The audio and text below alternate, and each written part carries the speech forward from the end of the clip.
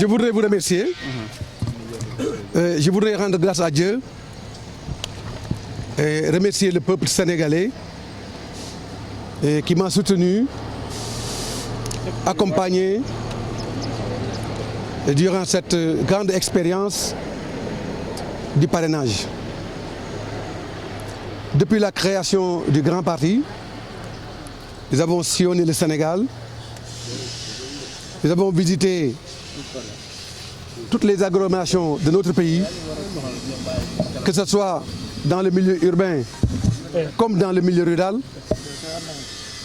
ce qui a fait qu'aujourd'hui, le grand parti a pu constituer avec d'autres formations politiques et beaucoup d'autres mouvements la grande coalition de l'espoir Suxali Sénégal. Comme vous le saviez, le Conseil constitutionnel m'avait demandé de régulariser 8888 parrains. Bien évidemment, le jour du dépôt, j'avais souhaité déposer les 40 000 parrains de réserve que j'avais. On m'en a interdit la possibilité, me limitant ainsi à déposer les 8888 parrains. Aujourd'hui donc, je suis venu prendre le verdict du Conseil constitutionnel, m'autorisant à valider le nombre minimum au maximum de parrainage pour rendre valide ma candidature. Au terme des vérifications du Conseil constitutionnel, le Conseil constitutionnel, en résumé, m'a validé 11 régions du Sénégal. Et je voudrais à cet égard remercier toutes les Sénégalaises et tous les Sénégalais qui m'ont soutenu dans ces 11 régions.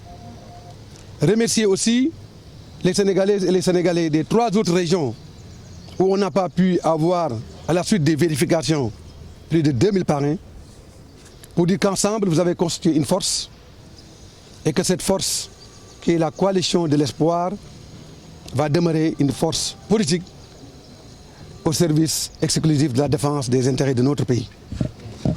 C'est la raison pour laquelle je suis quand même au regret de vous annoncer, après les vérifications du Conseil constitutionnel, il m'a été attribué 52 911 parrains, ce qui bien évidemment est en deçà des 53 000 et poussières nécessaires pour passer le parrainage.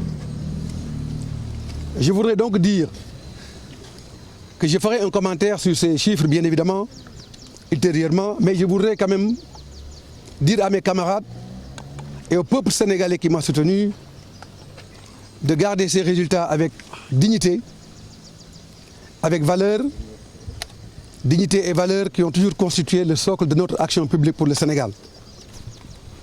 Je sais que vous êtes meurtris par cette situation, mais le combat pour le Sénégal n'a pas de prix. Nous n'allons ménager aucun effort pour continuer à nous battre au service de notre pays. Et vous savez que le combat politique engendre des situations de cette nature.